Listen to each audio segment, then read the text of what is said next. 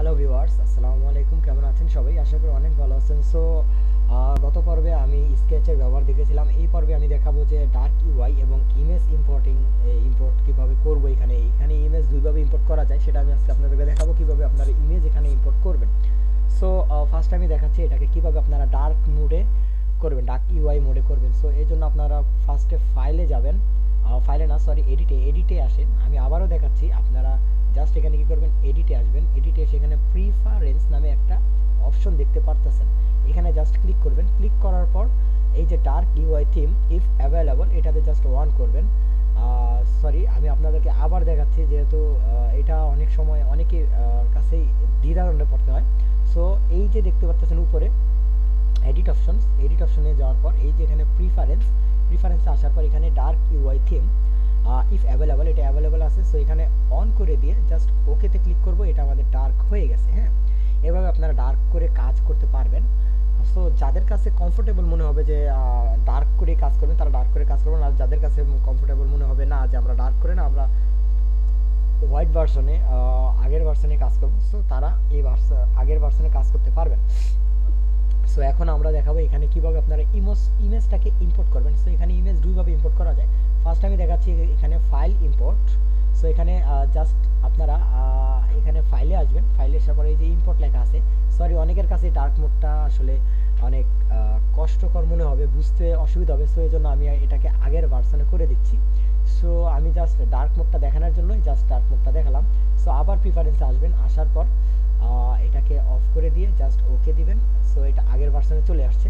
So এখন যদি আপনারা এখানে এই যে ফাইলে এসে এই যে এখানে ইম্পোর্ট লেখাটা আছে দেখতে পাচ্ছেন, ইম্পোর্টে এসে জাস্ট আপনারা এখান থেকে আপনাদের যে কোনো ইমেজ, সো আমরা এখানে পিকচার্সে আসলাম, আসার পর ইউটিউবে আসলাম, আসার পর এখানে আমার অনেক ইমেজ আছে। সো এখান থেকে আমি তেলাবোকা ডট জেপিজি এটা নিলাম। সো এটা আমাদের আপাতত এরকম দেখাচ্ছে। সো আমরা এটাকে একটু বড় করে নিচ্ছি, এটাকে একটা সাইজে এনে দিচ্ছি, সো যাতে করে এটা একটু সুন্দর দেখা যায়। প্রবলেম। সো এই হলো আমাদের তেলাবোকাটা, আসলে একটু বেশি হয়ে গেছে। সো আমরা এইভাবে রাখলাম। হ্যাঁ, এই গেল একভাবে তেলাবোকাটাকে আনলাম, মানে এটাকে এখন আমরা স্কেল করতে পারবো, চাইলে যে কোনোভাবে ঘোরাতে পারবো। হ্যাঁ, সেটা আপনাদের খুশি। আপনারা চাইলে ইমেজটাকে যে কোনোভাবে স্কেল করে রোটেট করতে পারবেন, চাইলে স্কেল করে ঘোরাতে পারবেন, মানে বড় ছোট করতে পারবেন, কোনো সমস্যা নেই। এই যে এটাকে জাস্ট দিলে এটা বড় হয়ে যাবে, আবার এটা স্কেল করে আবার ছোট করে নেবেন। এটা আপনাদের উপর ডিপেন্ড করে আপনারা কীরকম রাখতে যাচ্ছেন। সো আমি আপাতত এটাকে একটু বড় রাখলাম। সো এবং এইটাকে আপনারা চাইলে এই যে এখানে তেলাপোকা ডট জেপিজি এখানে ফোল্ডার আছে, এই যে আপনাদের এখানে মেন ফোল্ডার, এটা যদি ক্লিক করে দেন তাহলে কিন্তু এটা কিন্তু ব্যাকগ্রাউন্ড হয়ে গেছে। আবার যেটা এটাতে ক্লিক করেন একবারে পুরাটাই চলে গেছে। সো এই হচ্ছে কি আপনাদের একটা অপশনস। এই গেল একভাবে আনার। সো আমি এটাকে এখন ডিলিট করে দিচ্ছি। আবার কিভাবে আনতে পারেন, একেবারে শর্টকাটে কিভাবে আনবেন, এইভাবে আনার পর কিন্তু দেখতে পাচ্ছেন একটা অটোমেটিকলি কিন্তু একটা গ্রুপ ফোল্ডার হয়ে গেছে। সো আমরা কি করব, এটাকে ডিলিট করে দেবো, যে দেখবো যে আমাদের এইরকম ভাবে হয় কিনা, গ্রুপ ফোল্ডার হয় কিনা। যে শর্টকাটে যদি আমরা আনি, জাস্ট ড্রাগ অ্যান্ড ড্রপ করে যদি আনি। সো এই গেল একটা হয়। এখন আমরা ড্রাগ অ্যান্ড ড্রপ করে আনবো। সো আমরা এখানে আসার পর এই যে তেলাপোকা এটাকে আনবো। সো তেলাপোকা এটা কিন্তু জেপিজি দেখতে পাচ্ছেন, এই যে ইমেজ টাইপ জেপিজি। হ্যাঁ, দেখতে পাচ্ছেন রেটিং আনরেটেড আছে এবং 800x800 পিক্সেল। সো আমরা এইটাকে জাস্ট ড্রাগ অ্যান্ড ড্রপ করে এখানে জাস্ট ছেড়ে দেবো। ছেড়ে দেওয়ার পর দেখবেন এখানে এই যে গ্রুপ কিন্তু হয়ে গেছে, দেখেন। হ্যাঁ, গ্রুপ কিন্তু হয়ে গেছে, আবার আগের মতো কিন্তু হয়ে গেছে। এটাই হচ্ছে সিস্টেম। আপনারা চাইলে শর্টকাটও আনতে পারেন, চাইলে এখানে ইম্পোর্টের মাধ্যমে কিন্তু আনতে পারেন। হ্যাঁ, এই গেল আজকের আপনাদের জাস্ট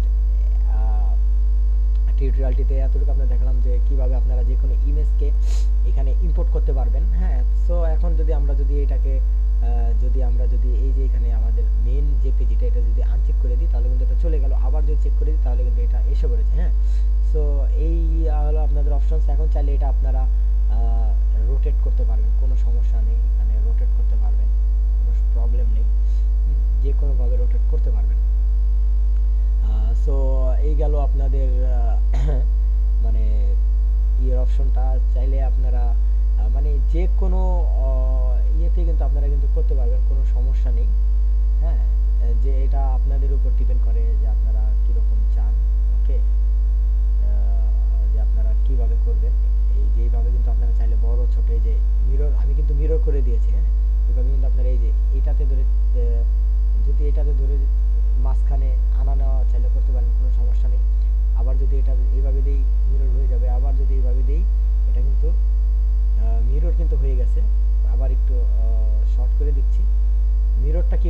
দেখিয়ে দিলাম।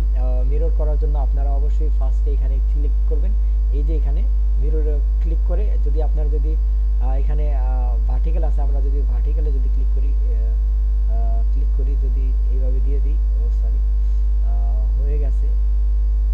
এই যে আমাদের মিরর কিন্তু ও এই যে এখন আমাদের মিরর হয়ে গেছে, কোনো সমস্যা নেই। একটু ছোট করে নিই, এই যে দেখতে পাচ্ছেন আমাদের ইমেজটা কিন্তু মিরর হয়ে গেছে। হ্যাঁ, আবার যদি আমরা যদি না এইভাবে উঁচা করে দিই, যে এখন আমাদের কিন্তু সরি মিররটা হয়নি, আবার আমরা মিরর করছি এটাকে, এটা এখানে চলে আসলো,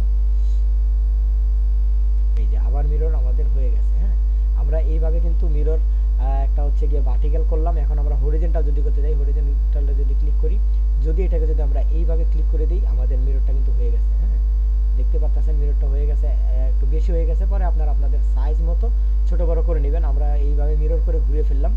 আবার চাইলে আমরা যদি না এইভাবে করব, এতটুকু বড় দিয়ে দিলাম, সমস্যা নেই, আবার একটু ছোট করে দিচ্ছি, সরি মিররটা হয়নি, আবার আমরা একটু উল্টা করে দিচ্ছি, এই যে হ্যাঁ এখন মিরর আমাদের হয়ে গেছে। এখন আমাদের মিরর কিন্তু হয়ে গেছে, আবার আগের ভার্সনে মিররটা হয়ে গেল। সো এইভাবে আপনারা মিরর করতে পারবেন, কোনো প্রবলেম নেই। চাইলে আপনারা রোটেট করতে পারবেন, স্কেল করতে পারবেন, সম্পূর্ণটা আপনাদের রোটেট মিরর এখান থেকে করতে পারবেন, কোনো সমস্যা নেই। আপনারা চাইলে বড় ছোট করতে পারবেন। হ্যাঁ, এইভাবে আপনারা আপনাদের ইমেজটাকে এই যে রোটেট করতে পারতেছেন।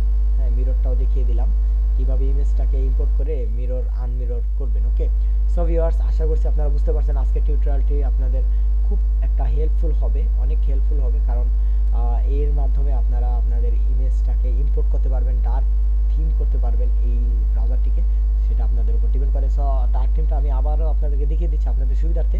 জাস্ট এডিট করবেন, প্রিফারেন্সে যাবেন, গিয়ে জাস্ট এখন যদি আমরা যে ডার্ক ইউআইতে ক্লিক করে ওকে দিই, আমাদেরটা কিন্তু ডার্ক হয়ে গেছে। এখন দেখেন কীরকম দেখাচ্ছে।